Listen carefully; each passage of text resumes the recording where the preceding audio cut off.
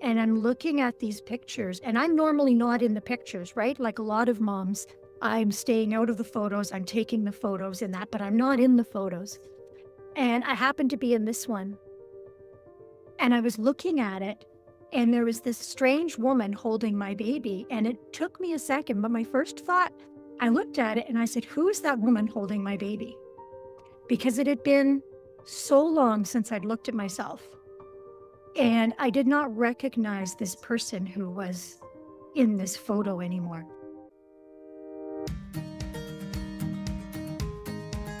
Hello and welcome to the Veil and Armour podcast. This is your host, Sheila Nanato. I'm a stay-at-home mom and a freelance Catholic journalist. Seeking the guidance of the Holy Spirit and the inspiration of Our Lady, I strive to tell stories that inspire, illuminate, and enrich the lives of Catholic women to help them in living out our vocation of raising the next generation of leaders and saints. Please join us every week on the Veil and Armour podcast, where stories come alive through a journalist's lens and mother's heart. Do you know that your body is a temple of the Holy Spirit within you, which you have from God? You are not your own. You were bought with a price. So glorify God in your body. 1 Corinthians chapter 6, verse 19. Are you in your 30s or 40s, feeling more exhausted, running after kids, and running the household? Or do you want to level up your fitness to serve the Lord and be fit for the kingdom? If you are a Catholic mom seeking answers about decreased energy, unexplained mood changes, and other perimenopause symptoms, look no further than Maureen Brintnell. Maureen, aka the Alpha Momma, is a homeschooling mom of 8 who has just welcomed her second granddaughter. She embarked upon a radical transformation of body, heart, and soul. Not only did she adopt a healthier lifestyle, she also developed a deeper relationship with Christ. Let's hear her remarkable story and how she is helping other Catholic moms find restoration and transformation, rooted in their faith while navigating the challenging season of midlife. Thank you for joining us again this week. God bless you and your families. Welcome to the Veil and Armour podcast, and I am honored to have Maureen Brintnell. Am I saying that correct, Maureen? That's okay. She is the Alpha Momma, and she is a formidable advocate for women's health in midlife, and she is a Christian homeschooling mom. Maureen, welcome. And can we start off with a prayer, please? Absolutely. In the name of the Father, and of the Son, and of the Holy Spirit. Amen. Hail Mary, full of grace, the Lord is with thee. Blessed art thou amongst women, and blessed is the fruit of thy womb, Jesus. Holy Mary, Mother of God, pray for us sinners, now and at the hour of our death. Amen. In the Son, the Holy Spirit. Amen. Well, thank you very much, Maureen, and for joining us. And we are experiencing a heat wave right now where we are in Ontario, but we are keeping cool. And you are in Northwest Toronto. I'm very bad at geography. That's okay. I'm actually in Woodstock. Woodstock, So, yes. Yeah, about an hour outside of Okay. And how are you keeping cool right now? Do you have the AC on and lots of water? Yes, but we were actually keeping with our littles over the weekend, and it was quite hot. But wow. Okay. Only back in the AC now. So okay, awesome. And congratulations on your new granddaughter.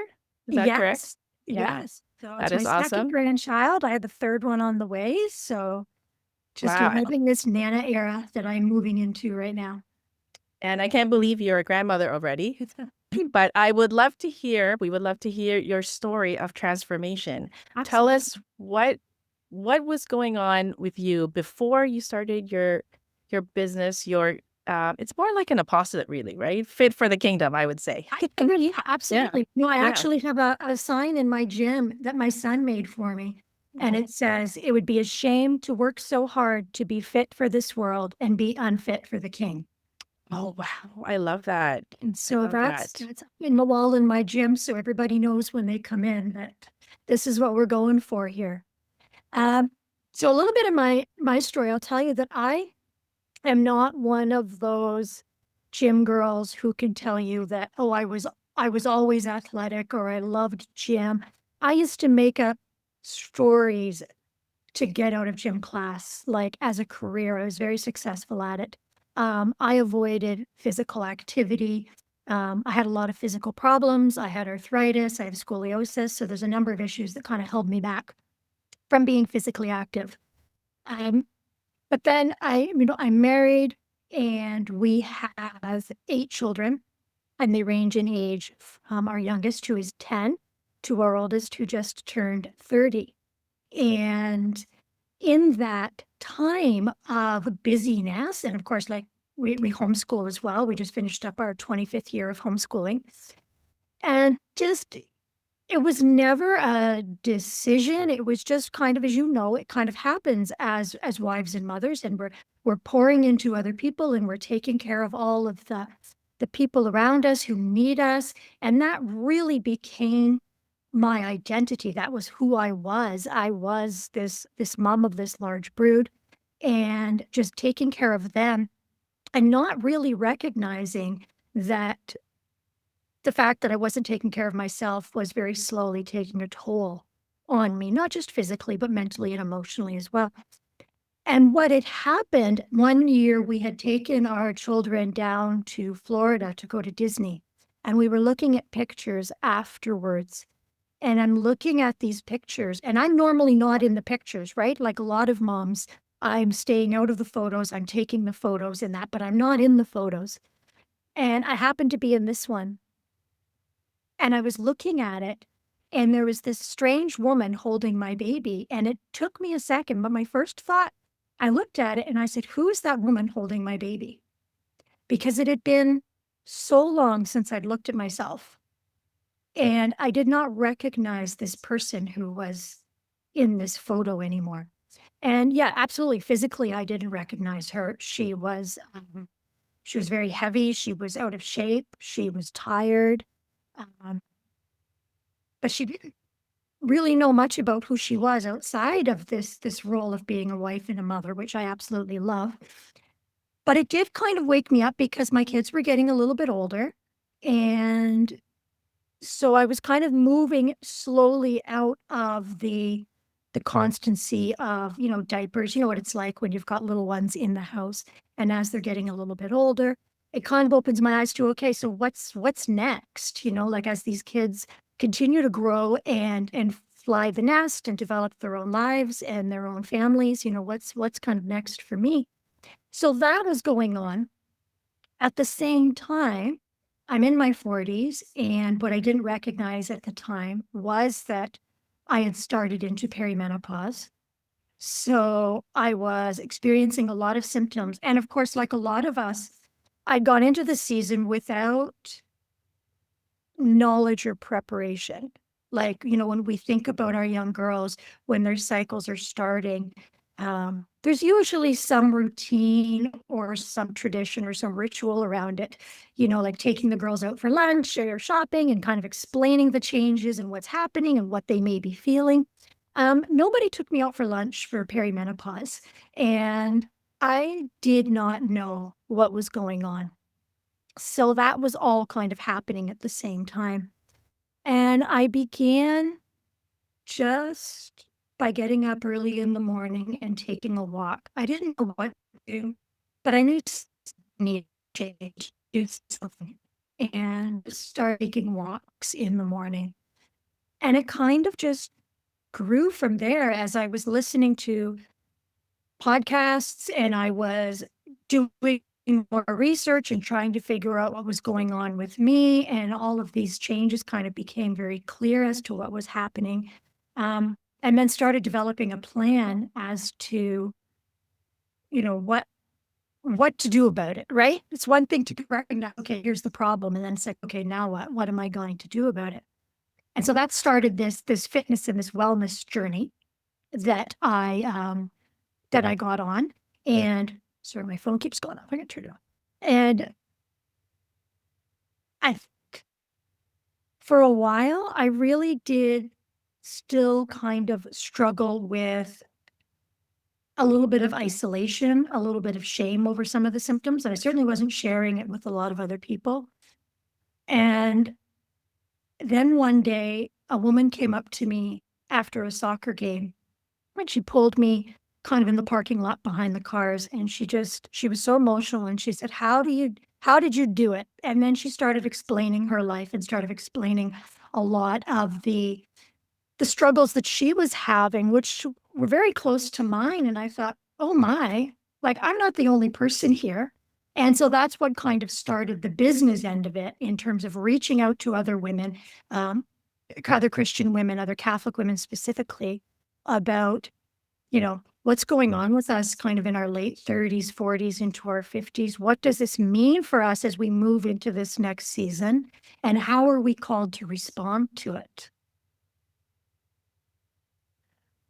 Yes, absolutely. And in terms of, I guess, you were mentioning perimenopause. So that is a period before menopause. That's in your 40s. Is it mid 40s or it can start early? Well, it can start earlier, so I'll just explain the terms Okay. very quickly. So we have perimenopause, Okay. and so perimenopause is usually about 7 to 10 years. So for some women, that can actually be starting in their mid-30s. So you could be experiencing some of these signs and symptoms of, this change happening long before you're even thinking, because we do kind of think of our 40s and 50s. So you've got this 7 to 10 year period of a lot of hormone fluctuation as, your estrogen, your progesterone, and other things are ultimately declining and leaving the body, but they don't do it without a lot of like up and down and fluctuation first, which can create havoc for a lot of women. And that time can show up in ways that we wouldn't normally tie to our cycle unless we know about it. So what a lot of women talk about in this time is increased anxiety, uh, low mood, lethargy, just their get up and go is gone.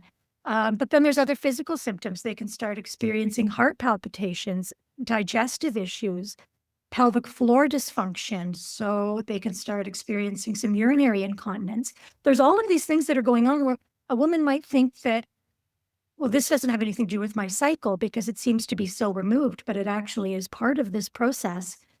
And then menopause is actually just one day. And that is the day that it's been 1 year since your last cycle. So when you have gone without a period for 12 months, that is your date of menopause. Every day after, you are in menopause or postmenopausal. So we have like the 7 to 10 years before where a lot of women are going to experience those perimenopause symptoms. And then they move into postmenopause. And in postmenopause, a lot of those perimenopause symptoms do start to subside. They do start to go away.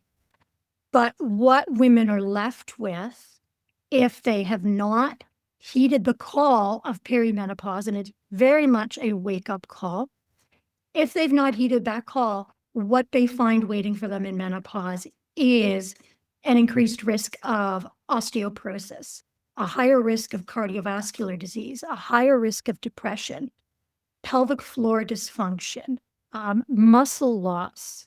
I have ladies who come to see me in their 60s and their 70s, and their goal is not aesthetic. Their goal is they want to be able to genuflect at mass without pain. They want to be able to do up their own seatbelt again. And this is the sort of thing that waits for women who don't, like I said, don't pay attention to what their body is trying to tell them in their 40s and their 50s. And so you were mentioning some of the symptoms. So I consulted Dr. Google, although people should go to a real doctor. Yeah, But according to the Mayo Clinic, so some of the symptoms that can be confirmed by a doctor: irregular periods, hot flashes, sleep problems, mood changes, bladder problems, as you mentioned, decreasing fertility, loss of bone, changing cholesterol, and other symptoms that your doctor will definitely be able to identify for you. Yes. But in terms of, I guess you were mentioning that woman in the parking lot, and then, the feelings of shame. I guess that's sort of tied to, because when we get married, and then, and there's always like, when are you going to have children?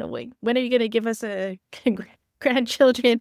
There's always this kind of expectation. And now, so when we're going into this new phase, new stage in life, when we might, are we going through a grieving process for our Absolutely. fertility? Is that where the shame comes from? Can you explain a little bit? What are we feeling at this stage?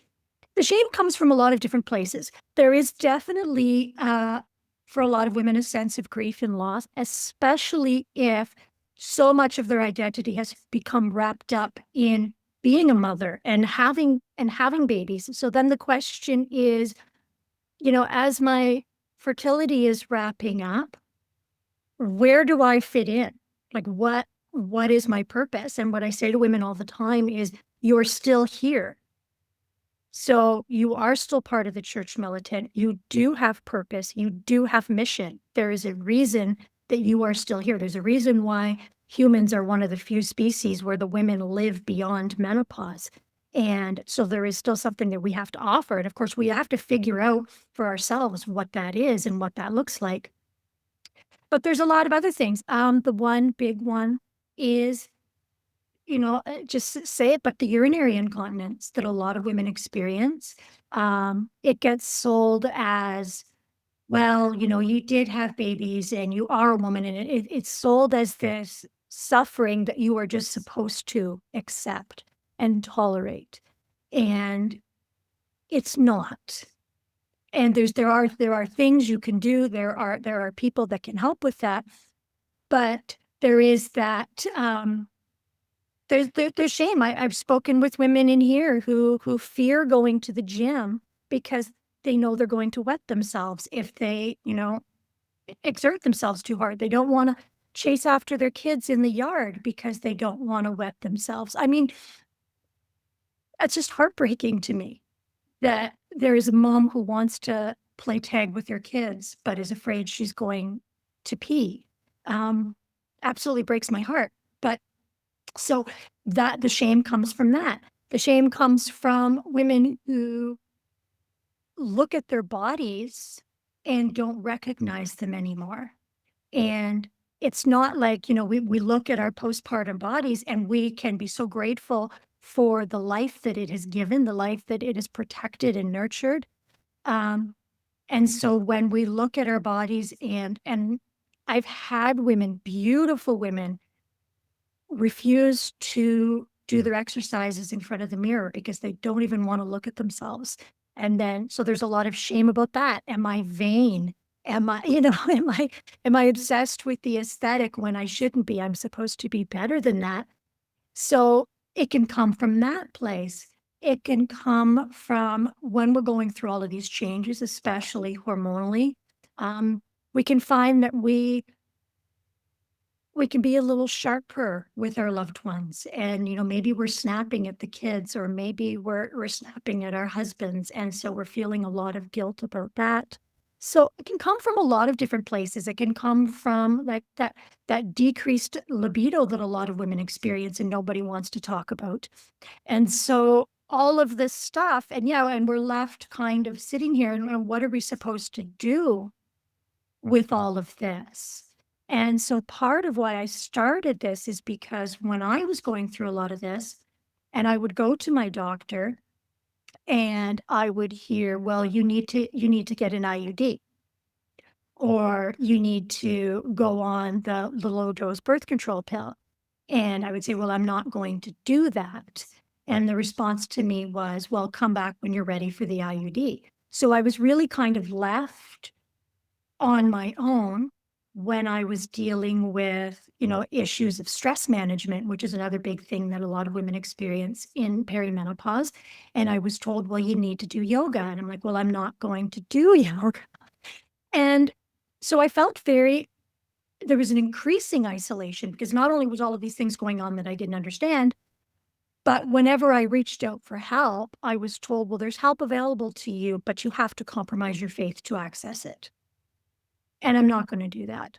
So I really had to sit back and spend a lot of time and just like, okay, Lord, I know that you have an answer. Like, I know you do. So you just, you're just going to have to let me know, because I'm not going to do all of these other things. And I don't believe that you've called us to suffer like this for, the next 40 or 50 years. And so it was a lot of reading through the studies and learning a lot of stuff and a lot of trial and error, but finally kind of putting together something that I feel has managed my perimenopause very well. And now, helping a lot of other women. And I can say now, like, I'll be 53 this year, and I feel like I'm and all my markers from the doctor will confirm this, but I'm in much better health now at 53 than I was, at 43. So we can flip the trajectory too, which is kind of exciting.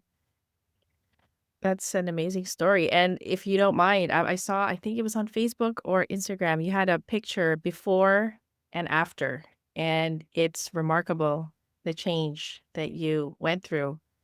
Yes, If you wouldn't mind, yeah, I would put that on the video if you wouldn't mind. absolutely. Yeah, Just no, to go ahead. see how, yeah, transformation can happen, because I guess at this stage, the losing weight can be problematic because of sort of the hormone changes, fluctuations. Yeah. And again, this kind of I don't know. I guess it's like a mindset block that, I don't see any progress, so so I'm giving up. Because Yeah. it used to be, yeah, in my 20s, I would be, I would run every day. It's not the best exercise for you, but that was my thing. Is like I would run every day, and metabolism's high, and so I could eat whatever I wanted. Not the greatest Remember. advice, but yeah, so it's not like the weight would stay, but now it's staying, and you're wondering, how do I get it off? Or it's not even about like the number, right, on the scale. It's really about how you feel Mhm. and not having so much fatigue. So in terms of like solutions, so let's talk about physical solutions. Like Love it. in your program, what do you, I mean, you don't have to give away all your secrets, but like Oh, no, what I don't wear anything behind paywall. I will be the what's you. Don't. but what would you recommend for women in terms of like physical solutions? Like what can we do? Yeah. And the good news is that for us, um, less can be more. And so what I mean by that is we're kind of past the phase where we should be doing, boot camps and things like that, 6 days a week. That's not going to work for us anymore. So I'm going to tell you like everything, but I don't want people hearing this to get overwhelmed. I'm not saying we implement this all at once. Obviously, we want to do it. And I'm always very careful. We want to do it in a way that honors our vocation. So I don't want to do things and advise women to do things that are going to feel unnatural or uncomfortable to them, because it takes away too much time from their, the other things that they're called to be doing. That said, what I like to see women doing is strength training is a non-negotiable for everybody. I have 70-year-old clients in the gym here deadlifting. It's a non-negotiable. 2 to 3 times a week, you need to be really working those muscles hard. We want to take a look at our nutrition, and it's, again, it's very simple. The more whole foods we make, the more foods we can eat in the form in which they were created without all of the additives and things like that is going to be better. Because like you said, like our digestion changes as we get into this phase. So we want to make sure that we're eating a lot more whole foods, that anti-inflammatory nutrition. We don't want to be cutting out entire macronutrient categories. Women need carbs, but we want to make sure that we're getting good whole grain, high fiber, carbs in that sense. So we want to be strength training. We want to be eating. We want to really be very focused on getting good sleep. And I know this is when most people just laugh because they're like, I have not had a good night's sleep in 20 years. But we really want to develop a runway almost before your bedtime to allow, your body to start shutting down so that you can get, for women, 7 to 9 hours of good quality sleep a night is what you should be getting. And on average, women need about an hour more than men do. So you kind of need to factor that in, that if you're going to bed with your husband and you're getting up with your husband and he's well rested, you could probably use another hour if you're still feeling kind of tired. So that's something to be aware of too.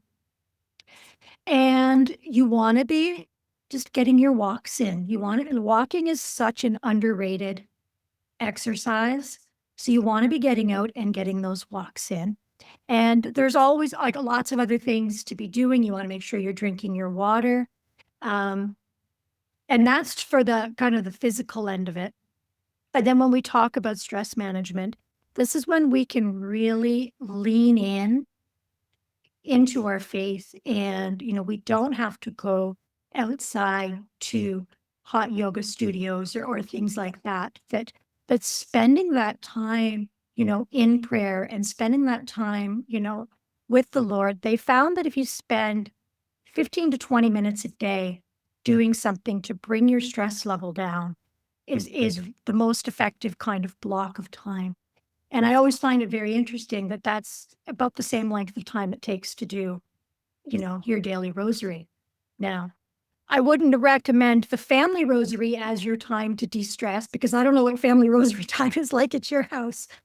But maybe not the most low stress situation for a woman, but if she can find another 15 minutes somewhere, even on her walk, to really connect with the Lord, that's going to bring that stress level down just to where she can start to manage it again. So those are the things I would say right off the top. But that said, what I don't want women doing is getting online and downloading an hour workout and downloading a nutrition plan and trying to implement that all of a sudden into the craziness of her life. We want to find that one area. Okay, what's the one change that you think you can make today? And maybe it's in the nutrition. Maybe you can focus on getting more protein. Because that's the other thing I will say about nutrition. Most women are not getting enough protein. So when you say, how much protein should I be getting? You should be getting a gram per pound of body weight a day. So if you are sitting at 150 pounds, 150 grams of protein a day is what you should be getting. And when you start getting that, just watch how much better you feel. And so that's interesting. Just to go back to what you said we need carbs. Like I guess we can we eat bread or what?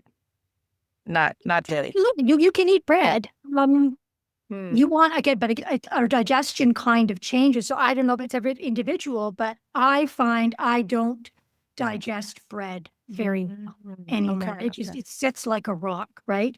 Yeah, So yeah. I eat more like brown rice. I eat my sweet potatoes. So I do get my carbs. I get a lot of veggies. I'm eating salads at every meal. So we're not carbs are not the enemy. Women actually do much better with carbs. But yeah, we, eating a lot of bread and cereal, because then we're moving into the processed. Yeah. Right. Okay. Right. So it's not the carbs so Yeah. much as it's the processing of the foods that we do want to move away from as much as we can. Okay. And how do you feel about so I used to do sourdough. I did this whole sourdough thing trying to figure out what is Oh, all did you, man? I could not. what is all the fuss about. I only could do it for I think a month or two because it's really like a family pet. You have to feed it every day. It has its own life force. But I mean, is that healthy, sourdough or bread that you make yourself? Well, it's certainly healthier. Absolutely. Yeah. Yeah. And again, it's going to come down to very, very individual as how do you feel after you've eaten it? Okay. Yeah. And, do you feel bloated? Do you feel heavy? Do you feel tired? Well, then maybe you're going to want to look at, something else. I think always making it at home is going to be better. That's just my Mhm. personal bias. Obviously, if you can do that, that's going to be better. But when we look at, like you were talking about, weight loss, and I just want to go back to that very quickly because what we're going to talk about is those other markers for success. So, yes, when you are on this journey to wellness, yeah, the scale might be a part of it, but I also want you tracking, like you've said, how is your food digesting? How are you feeling after you eat? Your energy levels, how is your sleep? How's your mood? Like, how are all of these other things, which are going to maybe show up for you before the scale does? And if we can kind of recognize those and say, you know what, the scale hasn't dropped yet, but I can now make it up this flight of stairs without having to stop and catch my breath. Like, that's a huge win for our quality of life. And I really love to move women away from the scale as that sole metric. Because, like I mentioned in those symptoms, one of the things that's happening as we're moving into menopause is we are losing muscle mass, we are losing bone density. So, if we're strictly focused on weight loss, you could also be losing muscle, you can be losing bone, you can be losing water. What I want you focused on is fat loss. I want to focus on improving the muscle to fat ratio on your body. And when we think about like a pound of fat and a pound of muscle, they weigh the same, they're both a pound, but a pound of muscle is a lot more condensed. It takes up a lot less space. So a woman who is strength training, who is managing her nutrition, who is managing her stress and her sleep, might not see a big drop on the scale, but is going to see a huge difference in how she feels, how she looks, how her clothes fit, her energy, all of these other things. And when that happens, the scale doesn't quite matter so much, right? Because you're getting all of these other things that are, like I said, are improving your quality of life. Right. Yeah. I guess I never thought of it that way about muscle and fat weighing the same. So, yeah, the scale doesn't really tell the full story. It does not tell the full Um, story. and I really wanted to go back to, you're talking about sort of the de-stressing, getting more sleep. So it's sort of contributing to, again, a solution uh, in terms of the emotional, and yeah, I guess emotional stress that can come from, this kind of change, season of change, Yes. sort of a new, I guess we're developing into a new woman again, a Mhm. different, Yeah. yeah, exactly. And I love how it's a new woman in Christ, that you're rooting it, in faith, because, that's sort of the glue or the anchor that's gonna help us to keep persevering, right? To sort of not lose hope. And as you were saying, it's not just about numbers or what you think you should look like, because yeah, you're already the daughter of the King of Kings. So you don't Yes. need to prove yourself. You're already beautiful because you're created in his image and likeness. But you just have to believe that. And in terms of, I guess, in your program, how do you incorporate sort of the faith aspect, and how do the women, do they form sort of like a community, supporting each other in prayer Yes. and in encouragement, I guess? Can you tell us a little bit more about your program? What is it Absolutely. called, and how does it work? Well, I have a number of programs, but I'll tell you some of the commonalities in them is one of the things that I like to do with my women is we talk about developing a vision. So what I really want them to do is, and we have a number of questions that kind of lead them through this, but ultimately I want them to start looking ahead to, their 50s, 60s, 70s, and 80s, and really start this process of discerning, what am I called to do? Where are my interests now that maybe the children are older and I have some more time? Is there a ministry that I've always wanted to get involved in? Is there a charity that I've always wanted to do, or work that I've always been interested in, but I haven't had the time? Or is there something I really feel like, the Lord is calling me to do right now? And what happens is, and I've spoken to dozens of women and I hear, well, they shy away from it because they don't have the confidence, because they don't want people looking at them, because they don't want to be the center of attention. And so I want them to kind of develop this vision. So this, and of course, subject to change because, the Lord's plans are maybe different and usually are, but we can kind of look ahead and say, I really feel like I'm called to serve in this way. And then my question is, are you going to be physically able to respond to that call? Are you going to mentally able to respond to that call, emotionally able to respond to that call? And if the answer is no, what are we going to do between now and then to make sure that when the time comes and the Lord says, okay, Sheila, this is your next job, and you're going to be able to say, here I am, Lord, and not, I'm sorry, I can't get out of bed or things like that, right? So that's the first piece of it, because having that really clear vision, they talk a lot in the fitness world about your why. And, we can have a lot of different ones. For me, it really is about being able to be an active participant, especially now in my grandchildren's lives, right? I want to be a part of that.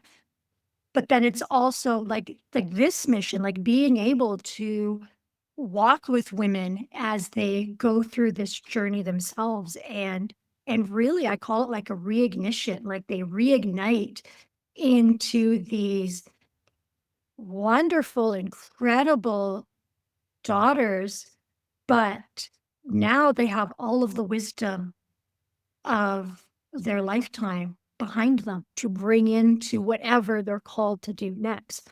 So that's a big piece of it.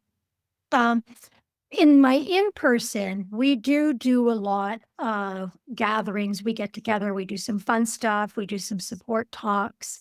And then occasionally I run an online program. I call it a Catholic Midlife. So this one's like my in-person and my other online stuff. Everybody knows that I coach from a Catholic perspective, but obviously I'm open to, anybody who wants the help. But the Catholic Midlife, which I just absolutely love because it is just other Catholic women, and they get their workouts to do on their own. We do one-on-one coaching calls a week so I can make sure that it's working for them. And then we do the group coaching calls. And that's really where some just incredible connections are made, and women start sharing and understanding that they're not alone in this struggle. They're not alone in their emotions. And, they can kind of connect and share and lift each other up, which I absolutely just love. I just love being able to just sit and witness that happening. Yes, it's beautiful. And do you still have that 6-week program, or how long does the program run? So the Catholic Midlife is actually, I think I changed to 16 weeks. It was Oh, 12. okay. Okay. My other online program, which I call Ignite 50, that's based on the be who you were created to be and you will set the world on fire. So and that's a 12-week kind of online program. And then I just have my, my one-on-one, my local ladies can come in here and do their workouts in person, which, some of them, that just works Okay. better for them. So I really try to keep it.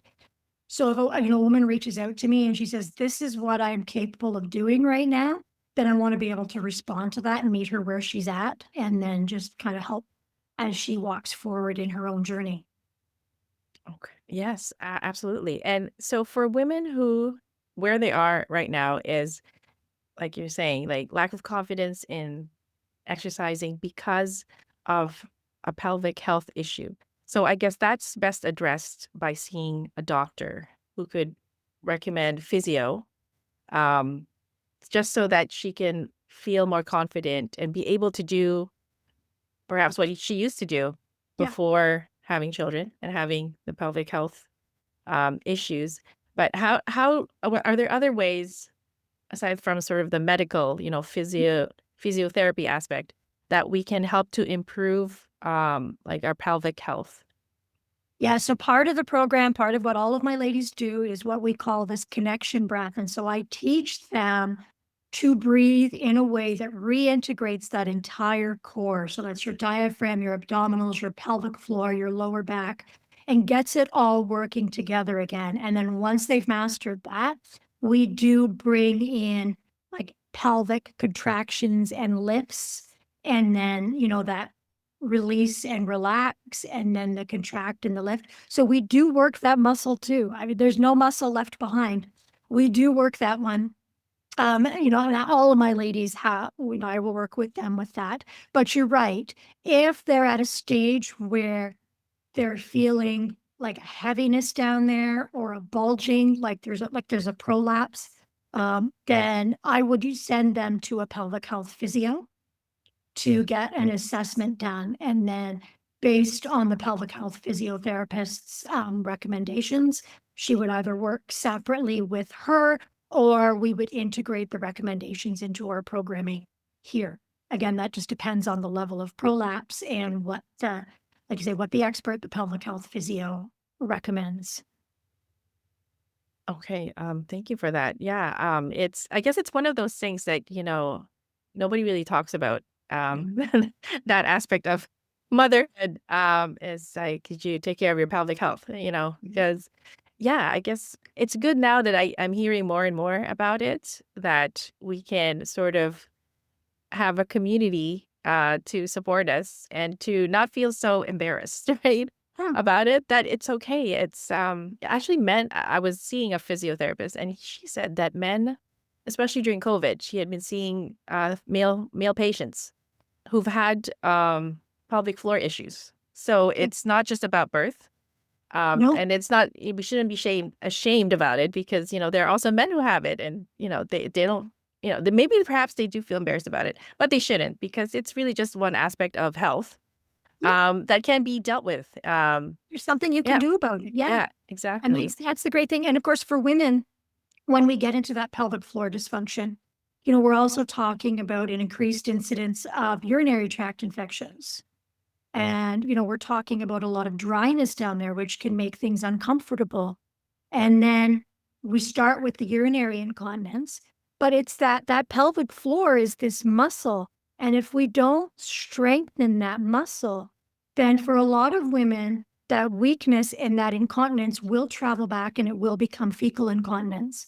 And so we want to make sure, and this is really what the message that I really want to drive home to women is that none of this gets better on its own. Yes, there is an answer. Yes, there are things you can do, but you have to do them, because what we see in nursing homes and what we see in hospitals is women suffering.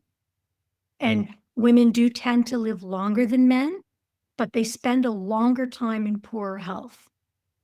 That trajectory, that downward trajectory starts kind of in their 40s when we're tired, our joints start aching. Yeah, you said we've been dealing with urinary incontinence and low self-confidence, high anxiety. And so we don't feel like there's anything we can do, especially if you're like me and you've gone to the doctors and all of the advice they've given you is something that you cannot and don't want to partake in.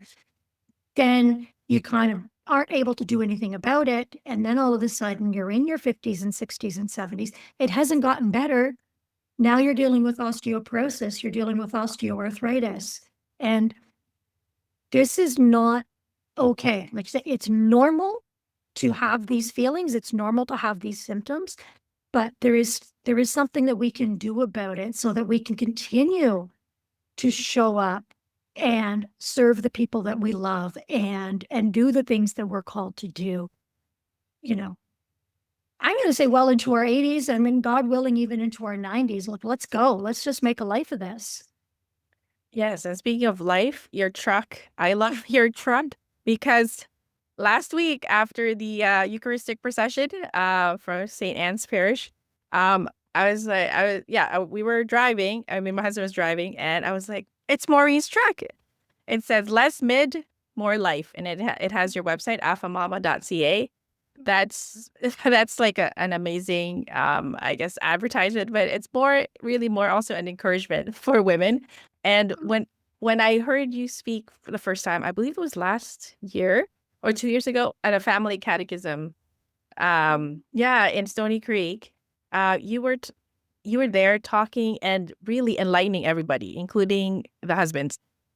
Yeah, that was great. Yeah, that's one of my favorite talks because that was the one where the husbands showed up. And I thought, honestly, kudos to your husbands because I've never had a talk where the husbands have shown up before.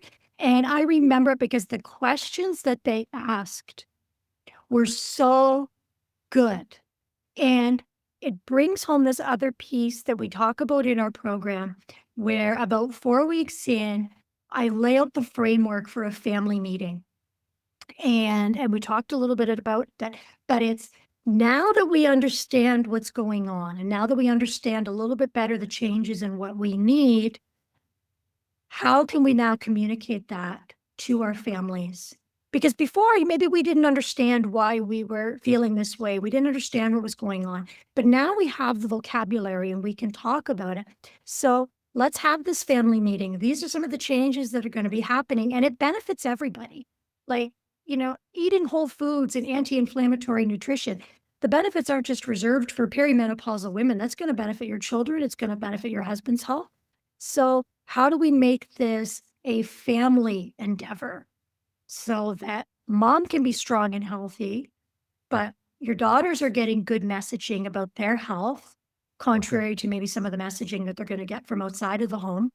And, your husband, like your husbands were that day, can become like more than just kind of cheerleaders, but they can become a really big, important piece of this whole journey.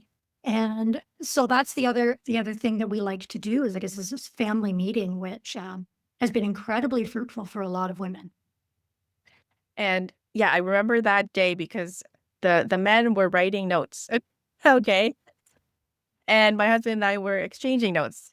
That's how We were impactful it passing was. notes in class. And I loved how your husband was so supportive of you. He was just so enthusiastic. He's more than a cheerleader, obviously, but Yes. he's like your greatest support, aside from God, obviously, but Yeah. and your family. But I was just wondering, also, just going back to, as you were saying, the family meeting, consulting or speaking with the family.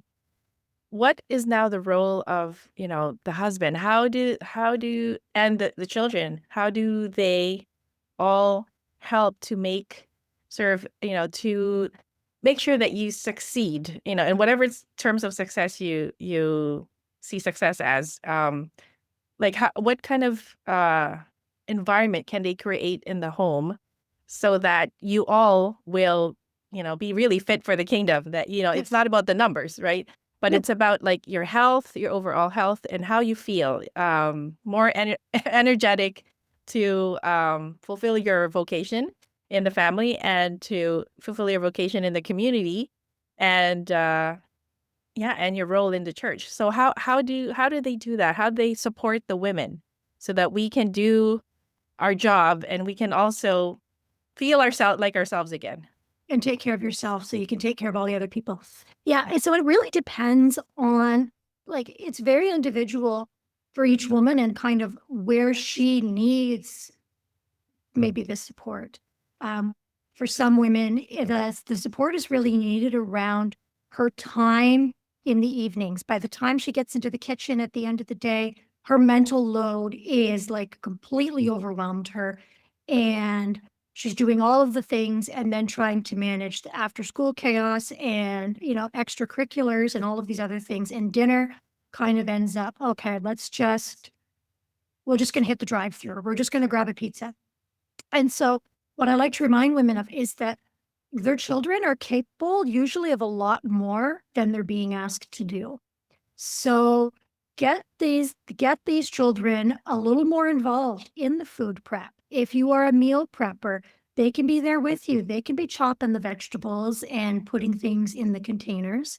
And if they're teenagers, I have one lady, she said it was an absolute life changer, but she assigned her teenagers each a day of the week where they're responsible for making dinner. So they have to, and they know the parameters, but they have to plan a meal. They have to make sure there's those ingredients, and they have to have their recipe And so it's bringing them into it. It's increasing their responsibility and they're learning really great skills, but it's also freeing mom up so that she can be doing all of the other things that she needs to be doing. Maybe this is when she's getting her walk in. And so it's really, and this is like in that family meeting, like there's a prep time where before she kind of convenes this meeting, mom is really thinking about like, what do I need? Like maybe my struggle is getting out for my morning walks because, there's always something, there's always a child that needs me. So maybe it gets scheduled at this particular time and the older children know that for this half an hour or whatever length of time mom is allotted, that they're going to be watching the baby so that mom can get outside without guilt.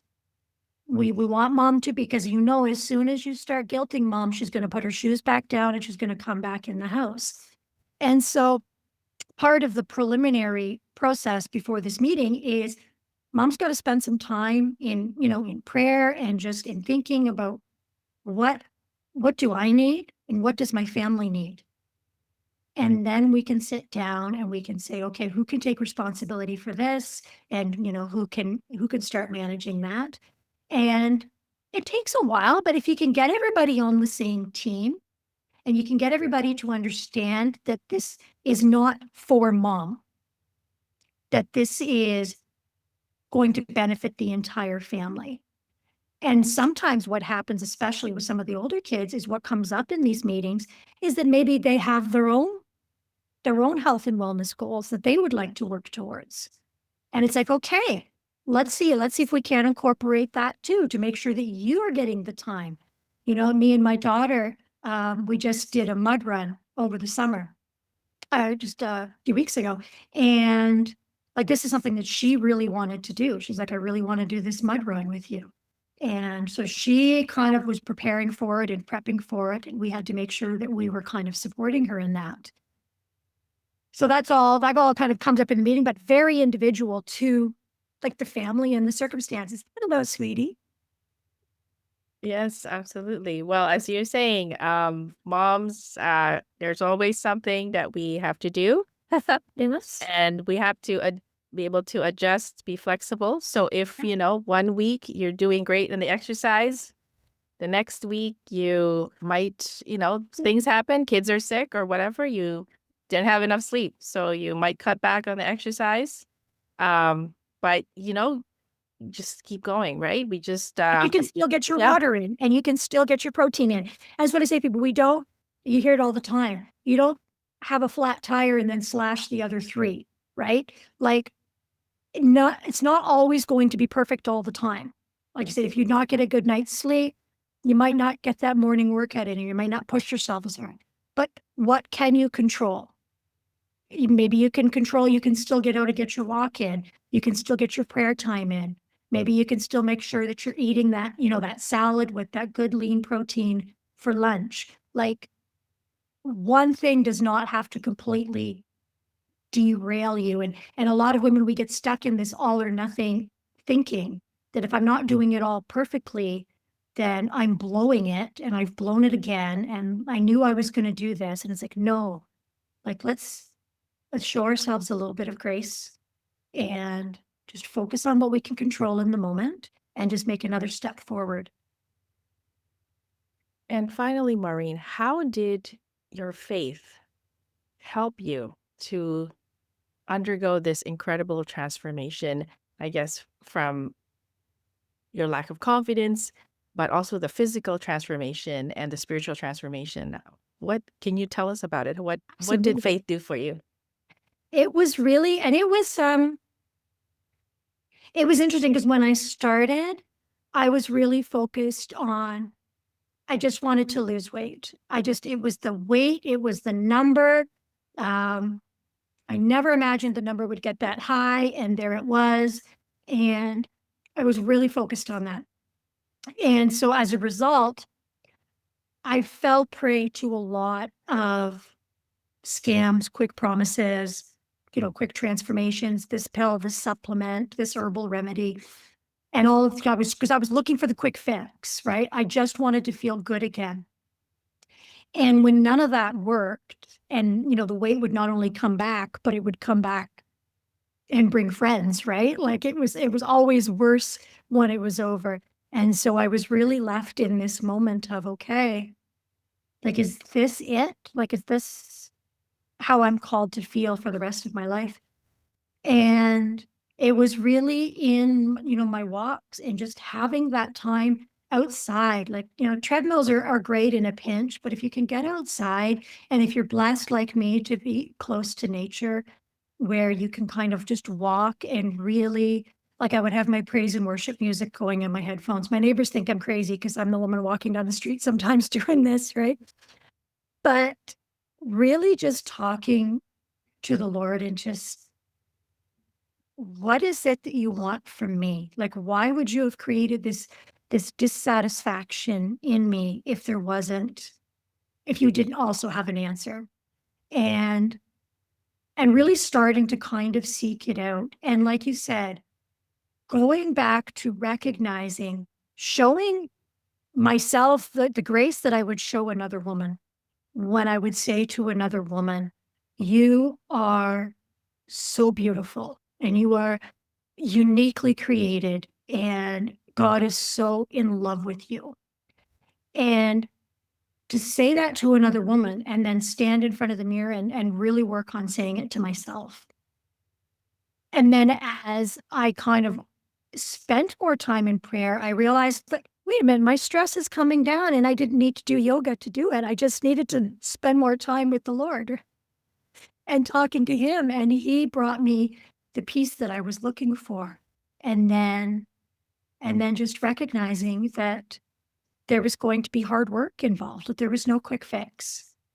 Like everything else that's worth having, we're just going to have to work at it. And so getting into the gym and finally getting into the strength training and using that time in here and, offering up. I have one lady, and when she's doing her planks, she always offers it up for somebody. So when she's doing her planks and she'll say, I'm offering this plank up for, and then she'll name this person. And it was just a great perspective and brings kind of an added meaning to the workouts. Beautiful.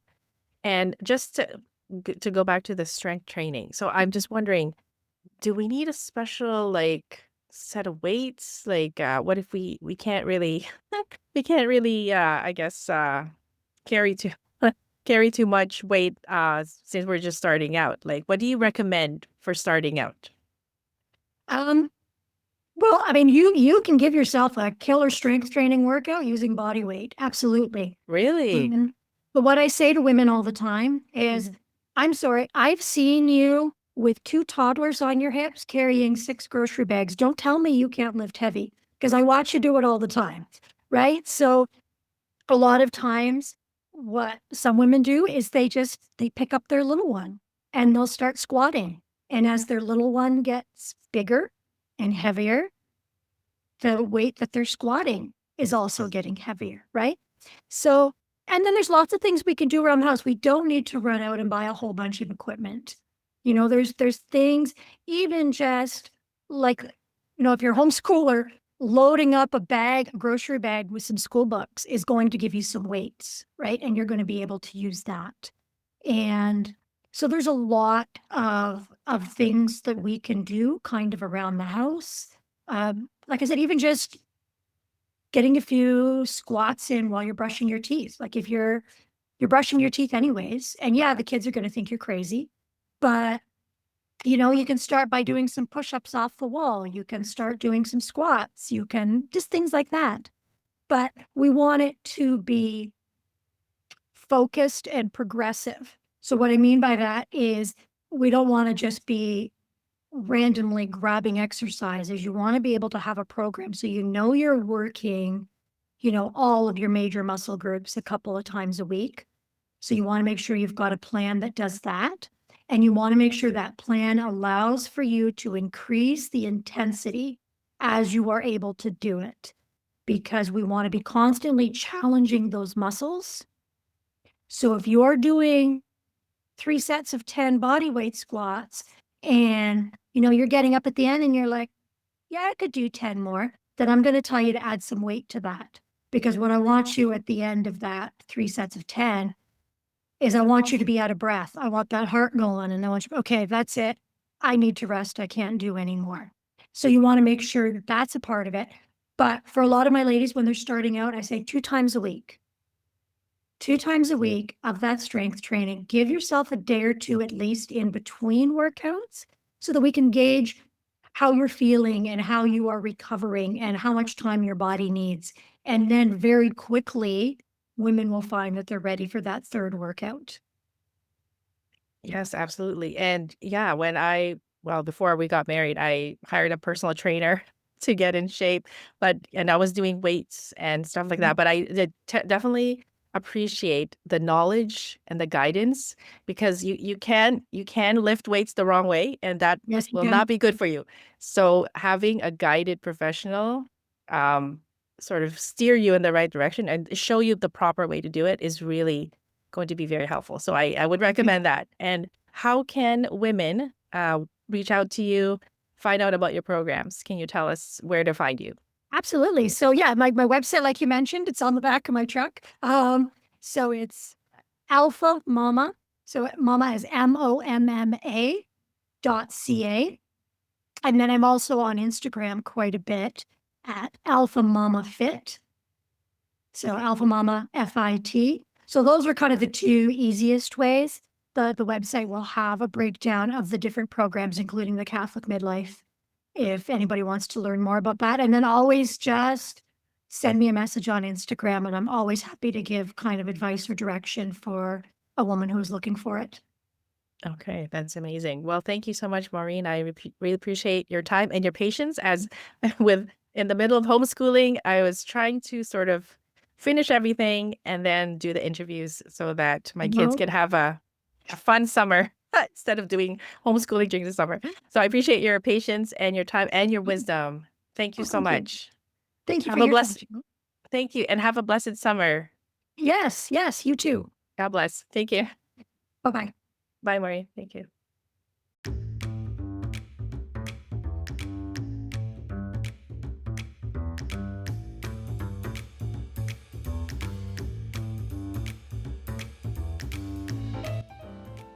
Thank you for listening to the Veil and Armour podcast. I invite you to share this with another Catholic mom today. Please subscribe to our podcast and YouTube channel, and please spread the word. Let's be brave, let's be bold, and be blessed together.